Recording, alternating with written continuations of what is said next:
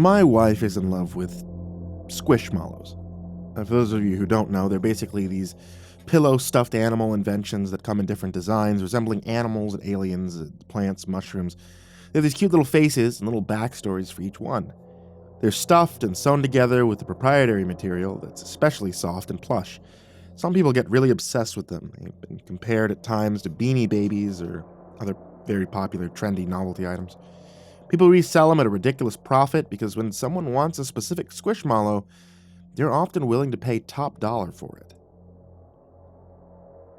My wife, Christine, has 30 of them stacked on a shelf in our living room, in various designs, shapes, colors, and sizes. But some people have entire rooms devoted to the stuffed creations. The designs are pretty cute, and I'm happy that she has a hobby. I buy her a new Squishmallow sometimes when I'm at the store. They sell them pretty much everywhere now, but they used to be, more difficult to find. When I tried to figure out what Christine wanted for her birthday, I got the impression that she wanted one particular Squishmallow. She hinted at it, not outright asking. Finding a specific Squishmallow isn't always easy, since some are more rare than others. Apparently, the most uncommon ones sell as high as $2,000. Luckily, she didn't want one of those. The one she wanted looked like a big black spider with like a weird smile, so I began looking online for it. Now, none of the stores nearby had it, of course. They would have been too easy, but eventually I found a seller on eBay and I purchased it, requesting the express shipping so the Squishmallow would arrive before her birthday. They had a few other ones that looked pretty unique too, so I bought them as well. They were all a little creepy looking. I mean, that's okay. Christine loves horror, creepy shit, just like I do. Well, time went by and eventually the package arrived. I didn't unbox the stuffed animal, instead just wrapping up the brown cardboard box they'd come in. When her birthday came around, I showed Christine the big wrapped box and a huge smile stretched across her face. The present was massive, covered in Squishmallow wrapping paper. I watched as she unwrapped it, practically vibrating with excitement. She gasped when she saw the size of the one on top. "You got the 24-inch one! Where did you find it?" A magician never reveals his secrets. Is that the one you wanted? She took it out and inspected it more closely, and I saw her expression drop. Her smile disappeared. What is it? Is it not the right one? Christine began to turn the stuffed animal around. I could tell she was disappointed, but I didn't understand why. And she'd never been a great gift receiver and never showed a big reaction, but I thought, this time I'd really nailed it. I thought she'd be ecstatic. It's great, was all she said at first. But I could tell she was disappointed. What is it? This sucks to say. I know you probably worked hard on this, but it's fake, she said, standing up and carrying the large stuffed animal over to me with an annoying, know-it-all smile. I saw someone talking about this online. There's no tag, and see this little marking? I'm sorry, it's a knockoff. It's cute, though. I still like it. I could tell she didn't. Taking it out of her hands, I examined it closely. I hadn't thought about the details much at the time of purchase, but she was right. Usually, the toys came with a little tag telling their story. It looked a bit strange, too, not cute like the regular ones. This one was creepy looking, with a sharp, jagged-toothed smile. "Can you check the other ones?" I asked, feeling a little sick to my stomach. "I bought you a few more." "Oh no, how much did you pay for all these?" she asked. "Not much," I lied. She took them all out of the box and started examining them. A creepy skeleton, a green ghost, a witch, and a black owl with glowing white eyes stared up at her. The longer I looked at them, the more obvious it became that they weren't right. Their proportions were all wrong, their faces malevolent and mean. They were actually disturbing looking. There was loose stitching and a few stains here and there on them. One of the stains was a brownish red, like old, dried blood. "They're great. Thank you," my wife stuttered awkwardly. "I really like them, really. I'll put them up there with the others, on the shelf." "You don't have to do that. You can contact the seller on eBay, I'll get a refund, I'll get you the real ones." No, it's fine," my wife insisted, putting them with the rest of her collection. "They're kinda quirky." "It's alright. Don't worry about it." She kissed me on the cheek, smiling weakly. "I love them. Really."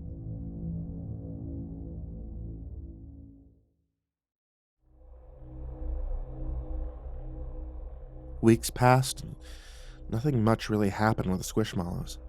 They sat there on the shelf gathering dust, and my wife didn't take them down to play with them or even look at them. It was further proof to me that she didn't like them as much as the others, and I couldn't blame her. It wasn't just that they were knockoffs, they were downright disturbing. I noticed she was tucking them further and further towards the back, hiding them behind the others. I was quietly glad for that, since they creeped me out, and every time I walked by the shelf, they caught my eye. The big black spider was particularly unsettling for some reason, and its dull, vacant eyes always felt like they were watching me. Its spindly arms always seemed to be waving at me slightly in the breeze. One night when I was up late watching TV, I saw something moving on the ceiling in the hallway. Those black, glassy eyes reflecting back at me, catching a hint of glow from the TV screen. Whatever it was blended with the shadows and crawled away, disappearing into the darkness. I couldn't make out the details, but I got the impression of a huge black spider, its body a bloated, sagging orb as large as a beach ball. My heart beating fast, I turned on all the lights, searching the apartment for whatever I thought I saw. After finding no trace of it, I redoubled my efforts, feeling like I couldn't be safe again until I found whatever that thing was. I eventually went to the shelf and looked at the spider I'd purchased for Christine. I stared at it for a long, long time. Its smile looked like it had grown even wider than before. It looked pleased with itself. I decided I'd contact the seller regardless of what Christine said and ask for a refund. More than anything, I just wanted those things out of my house. After typing out a message, I hit send. I waited for days for their reply, but nothing. There was no indication the message had even been seen. The return address on the package indicated the seller lived in the city at least, and I decided to drive to the house to knock on the door. I was tired of people taking advantage of me, tired of strangers online who thought they could get away with robbing and cheating innocent people. In case you hadn't guessed already, this was not the first time I'd been swindled by an online bargain. There was the whole Instagram fiasco, and don't even get me started on the laptop I bought from Wish. The house was on the other side of town, across the river. A bridge separated the west side of Hollow's End from the right, and I usually avoided going over there since I had a few bad experiences on that side of the city, but this time I figured I'd make an exception. When I pulled up outside the house, I saw it was dark inside, except for a flickering light in one room, probably the living room, judging by its location near the front of the house, with a big picture window overlooking the front lawn. I walked up to the front door and knocked, carrying the huge box full of knockoff Squishmallows in my arm. Their weight seemed to shift and change as if they were alive inside the sealed box, and I imagined a knife or a sharp claw suddenly slicing through the packing tape at the top, and a Squishmallow spider and all its friends clamoring out and attacking me. I mean, of course that didn't happen. This was real life, not Chucky 7, Revenge of the Satanic Squishmallows. Still, no one was answering the door, and the flashing lights coming through the window in sporadic bursts reminded me in an unsettling way of Poltergeist, or some other horror movie whose name I had forgotten. I knocked again, louder this time. No answer. Someone was definitely home, though. The flashing lights and noise from inside told me as much. I leaned the box against the door for a second just to give myself a break since it was so awkward when I noticed the door was swinging open by itself. Whether it was just poorly latched or whether someone had opened it, I wasn't sure, but I couldn't see anyone inside. All I could see was darkness. I thought I heard someone speaking from up ahead in another room. Thinking they might be telling me to come inside, I pushed the door open further and took a tentative step to the entryway, my heart hammering fast. "Hello?" I called out. "Is anyone there?" The voice continued speaking from up ahead, getting faster now, more emotional. It was a man, and he sounded desperate. It sounded like he was pleading for his life. Taking slow steps forward, I walked deeper into the dark house. I didn't even notice when the door quietly clicked shut behind me and locked itself. As I got closer to the room with the glowing, flashing lights I'd seen from outside, I realized it was the same room where I heard the voice speaking. It sounded even more desperate now. "Please, I'll do anything. I'm sorry." A whispering voice spoke back to him, sounding like it was talking in another language. It sounded angry, demanding. The box in my hand suddenly began to rattle and shake violently. It sounded like something was stabbing the cardboard from inside. Something sharp cut my palm, and I dropped the box, crying out in pain. My rational mind was telling me that it must have been a staple, and the box wasn't moving by itself, but there was simply something inside that had tipped off balance. Stuffed animals don't come to life. That doesn't happen. Whatever this is, it isn't happening. Who's there? The voice shouted. With no choice now except to come clean, I announced my presence. Hey, sorry, I didn't mean to sneak in. Your door was open and I heard voices in here. I bought some Squishmallows from you online and... Everything happened all at once after that. I went through the doorway, and as I did, I saw the portal in the center of the living room, glowing blue and flashing. It was swirling and pulsating with light, hidden behind clouds that were being blown around violently in a vortex. I took a step backwards when something crawled out of the portal on all fours. It looked horrifying and wrong. It was bleeding and appeared injured, alien face twisted in a mask of rage and pain. It's difficult to explain what it looked like exactly because it didn't resemble anything from this world. The closest comparison would be that hairless hyena crossbred with a goblin. As it scrambled out from the portal, it shook the blood from its haunches like a dog coming in from the rain, spattering the walls and ceiling of the room with gore. A voice in the shadows spoke in that strange language, and the creature began to change. It was a shapeshifter, I realized. It was taking on the form of things it could see in the living room. For the first time, I noticed the Squishmallows. With all the chaos happening and in the flickering darkness of the room, I hadn't seen them at first, but now that I noticed them, they were impossible to ignore.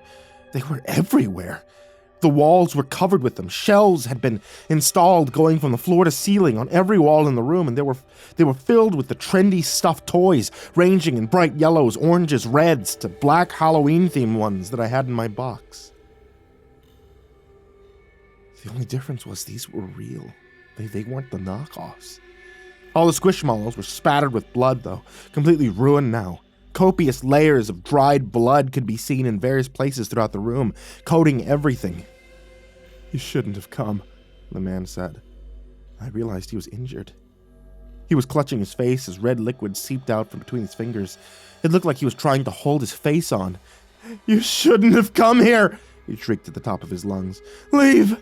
Run before they take your body!" I spun around, my heart beating so hard it was threatening to burst through my chest. And I saw the box which I had been holding was now bursting open. The massive black spider crawling out first, climbing out of the box, making its way straight for me. It raced across the floor like a wolf spider, clambering up my leg and releasing a fine spool of webbing behind it. The thing made its way around my legs in circles, attempting to tie me up while I screamed and kicked, thrashing and batting at it with my fists. More of those hairless goblin hyena creatures were crawling out of the portal, looking like they were straight out of a Dark Souls game. Bloodied and howling in agony, they pulled themselves through the gateway and shook themselves off, just as the previous one had. However they were getting here, only one or two were able to come through at a time, and at great cost to themselves. The alien voice spoke again from the shadows, and this time the creatures coming through the portal didn't change shape right away. Instead, they came at me. Crawling at first, attempting to rise to their feet, but unable to. They made their way faster and faster towards me. "You need to run," the man said weakly, his face a bloodied ruin. He took his hands away and the skin fell away to the floor like a Halloween mask. Blood poured out and ran down his neck, soaking his white shirt. He grabbed the spider Squishmallow from my pants and tore it free from me. While it hissed and tried to bite him, I saw it puncture the skin with several quick attacks, and he dropped it to the floor. The massive spider skittered away, disappearing into the shadows. His hand rapidly swelling with unknown poisons. The man began attempting to free me from the spiderweb I was wrapped up in. His flesh ballooned and yellow pus began to seep out from the sores as he struggled to remain conscious. Finally, I was free. I didn't dare turn around and look to see how close those things from the portal were. I could hear them, and I knew they were close enough to almost reach out and grab me. One of their bloody fingers brushed against my leg as I just evaded its grasp, bolting for the exit. When I reached the door, it was locked. A key was required to open it, which I didn't have, and I knew I was fucked. Except for that picture window in the living room. That was my only shot, right back into the lion's den. The bloodied, crawling goblin hyena things were just at my heels, and my heart skipped a beat when I saw them coming at me. I was cornered in the entryway of the house with nowhere to go, and once again the man came to my rescue. His face a blood-soaked mask of muscle tissue. He screamed as he lifted a chair from the living room and hurled it through the air, where it landed with a heavy crash on top of one of the creatures. The other one was stunned momentarily, just long enough for me to leap over it and race back into the living room. I ran through the darkness, heard the gasp of the man who saved me when he saw what I was about to do. "No!" he shouted. But it was too late. I leapt through the huge picture window and it shattered against the top of my skull. The pain of the impact far worse than anything I could have imagined. Broken glass rained down all around me as I landed on the glass in a heap, clutching my bloodied scalp. Scrambling to my feet, I began to run, too terrified to look back. The screams of outrage coming from the house were surprising and confusing, to say the least. I didn't understand why the guy who had saved my life was so mad all of a sudden. It wasn't until I got home and looked in my email again, this time taking a moment to look in the spam folder, that I realized the man had gotten back to me. The day I sent my email, he'd replied almost immediately. "My sincere apologies for the mix-up. Those toys weren't meant to be sent out, and I'd be more than happy to replace them with the correct toys. Please send them back to me immediately. I'm concerned that they may be hazardous, due to the materials they were made with. I need to keep them contained. I need to keep them here. I'll sell all my collection to survive if I have to, but they cannot know that there is a world outside of this house. I must contain them. You must send them back to me now. Be very careful. Until you do, do not trust them. Do not be in darkness with them. They love the darkness. That's where they thrive, where they're from. Be afraid. Be. Shuddering, I closed the email. I didn't delete it, worried I might need it one day. For what purpose, I don't know. One thing was for sure. The man who sold me those knockoff Squishmallows had the situation contained. The shapeshifters, the living toys. He'd figured out a way to convince them that was all that existed on this side of the portal. He convinced them his house was our entire world. And then I shattered his window. And then I let those things out.